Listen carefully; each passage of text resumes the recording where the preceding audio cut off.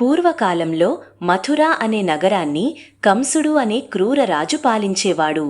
ప్రజలు భయంతో జీవిస్తూ రక్షణ కోసం దేవుడిని ప్రార్థించేవారు. ఒకరోజు ఆకాశం నుండి ఓ దివ్యస్వరం వినిపించింది. దేవకి 8వ సంతానం కంసుని అంతానికి కారణమవుతుందని హెచ్చరించింది. భయంతో కంసుడు దేవకీ వసుదేవులను కారాగారంలో బంధించాడు. వారు ఆశతో భక్తితో దేవుణ్ణి ప్రార్థించారు. అర్ధరాత్రివేళ అద్భుతం జరిగింది. కారాగారంలోనే శ్రీకృష్ణుడు జన్మించాడు. చీకటి వెలుగుతో నిండిపోయింది. దేవతలు పుష్పవృష్టి కురిపిస్తూ లోకరక్షకుడి జన్మను ఆనందంగా జరిపారు. దైవశక్తితో వసుదేవుడు చిన్న కృష్ణుడిని బుట్టలో పెట్టి యమునా నదిని దాటాడు. శేషనాగుడు రక్షణగా నిలిచాడు.